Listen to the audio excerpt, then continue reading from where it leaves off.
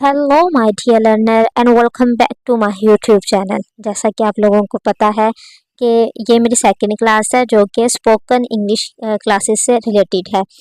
तो मैं आपको फुल कोर्स करवाऊंगी और साथ साथ मैं आपको जो फॉरेन अथर की बुक है रायमंड मर्फी की, उससे मैं आपको प्रूफ भी दूंगी कि जो मैं आपको पढ़ा रही हूँ वो इंटरनेशनल बुक्स के मुताबिक है, उन राइटर के, उन टीचर्स के मुताबिक मैं आपको पढ़ा रही हूँ। तो जैसा कि आपको पता है कि कल मेरी फर्स्ट क्लास थी, तो मैंने आपको एक जो फर्स्ट लेक्चर है वो दिया था मैंने आपको स्टेट ऑफ बीइंग के हवाले से, कि स्टेट ऑफ बीइंग जो है वो क्या चीज़ है, उसमें किस तरह के सेंटेंसेस बनते हैं और हम उसकी किस तरह पहचान कर सकते हैं। अगर आप लोगों ने वो क्लास नहीं ली तो प्लीज़ आप मेरी पिछली वीडियो देख सकते हैं स्पोकन इंग्लिश, वो ये मेरे चैनल पे जो है प्लेलिस्ट है उसे फॉलो कर सकते हैं। आज आज मैं आपको बताऊंगी कि कुछ मैंने सेंटेंसेस आपके लिए लिखे हैं। उनसे पहले मैं आपको आइडेंटिफाई करवाऊंगी कि आप मुझे बताएं कि ये कौन से सेंटेंसेस हैं। इस तरह के सेंटेंसेस हम रोज देखते हैं, तो ये किस कैटेगरी में फॉल करते हैं, हम इसको किस तरह ट्रांसलेट करते हैं। So let's start without any delay.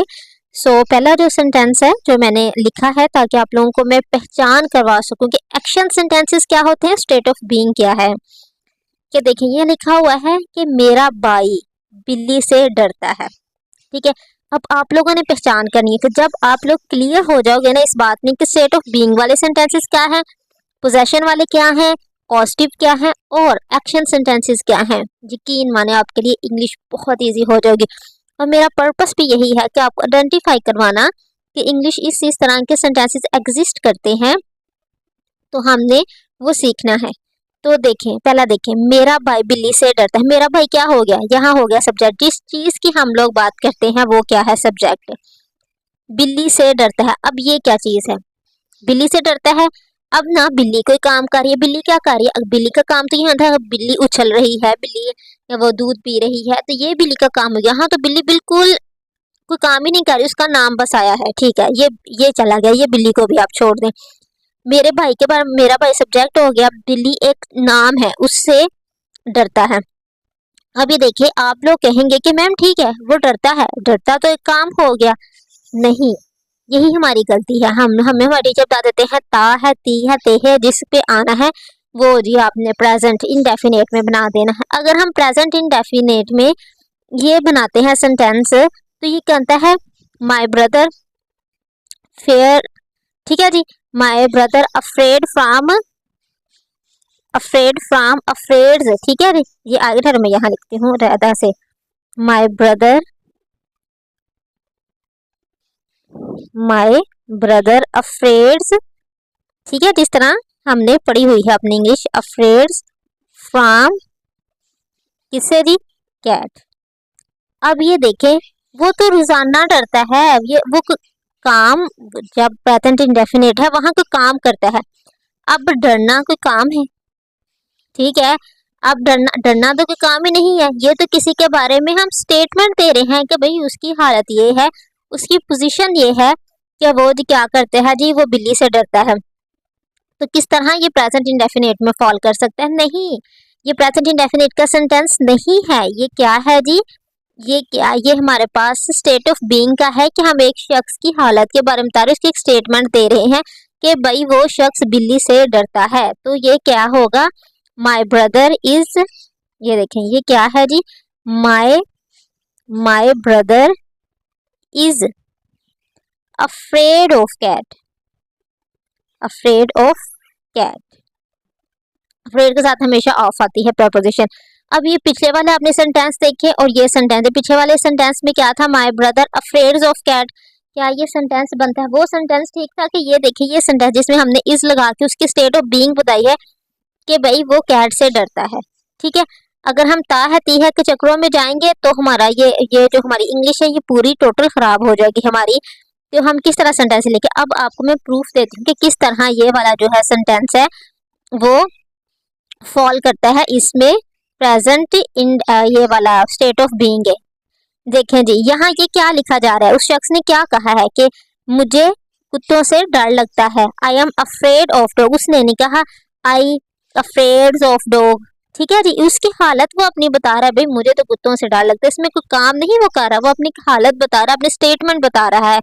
तो ये इस तरह ये प्रेजेंट इन डरता है, चाहे इसके आगे डरता तेलिफ्ता है ता है आता है, लेकिन ये प्रेजेंट इंडेफिनिट का सेंटेंस नहीं है, इसमें कोई काम नहीं कर रहा, वो अपनी एक हालत बता रहा है, अपनी स्टेट बता रहा है, अपने ही बारे में कुछ हमें बता रहा है कि भाई मेरी ये करैक्टरिस्टिक है, मुझे इस चीज का डर है। तो ये क्या है, I am afraid of dog, I am my brother is afraid of cat. ठीक है जी।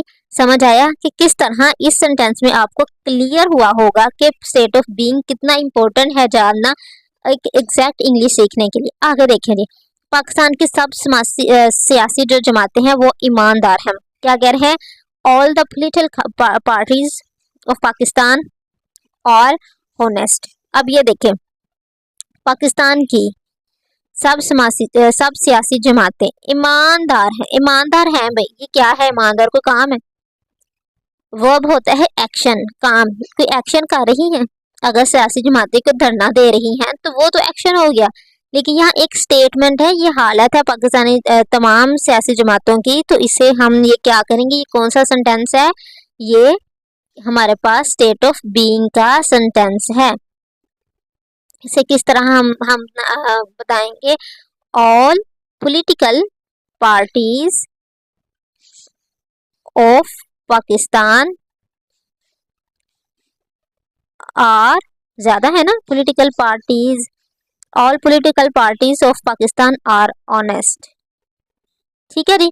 समझ आया किस तरह हम सेंटेंसेस की पहचान करनी, इसलिए मैंने 3-4 ये सेंटेंसेस डिफिकल्ट सेंटेंसेस लिखे। देखिए आप लोगों के इस तरह के सेंटेंसेस जब आए उर्दू में खास तौर पे आपको पता चले कि किस तरह हमने डिफ्रेंशिएट करना है। देखिए जी, अगर नेक्स्ट सेंटेंस देखिए, वो उस्ताद नहीं बल्कि शागिर्द थे। अब ये बताएं जी, ये क्या है जी, किस तरह ये प्रेजेंट जो स्टेट ऑफ बीइंग का ये हमारे पास सेंटेंस है। अब ये देखिए मैंने आपको बताया इज, अब किस तरह ये स्टेट ऑफ बीइंग है वो इंटेरोगेटिव सेंटेंसेस में, इंडक्टिव सेंटेंसेस में भी फॉल करती है। वो उस्ताद नहीं लेकिन शागिर्द है, अब उसकी ये स्टेट है, उसकी हालत है, ये क्या है जी, ये एक शख्स है। ठीक है जी, मैं बस इतना ही ये बनाऊंगी, ये एक जी क्या है, ये एक शख्स है जी, उसके बारे में हम स्टेटमेंट दे रहे हैं कि ये क्या है जी, ये एक क्या है, टीचर है, टीचर है। तो हम कहते हैं नहीं नहीं ये तो स्टूडेंट है भाई, ये टीचर नहीं है। तो ये क्या कर रहे हैं, हम लोग को काम कर रहे हैं नहीं, हम तो इसके बारे में स्टेटमेंट दे रहे हैं। तो ये क्या, ये किस फॉल में करता है, ये प्रेजेंट इंडेफिनिट के सेंटेंसेस में फॉल करता है। तो इसे हम किस तरह लिखेंगे, ही इज नॉट टीचर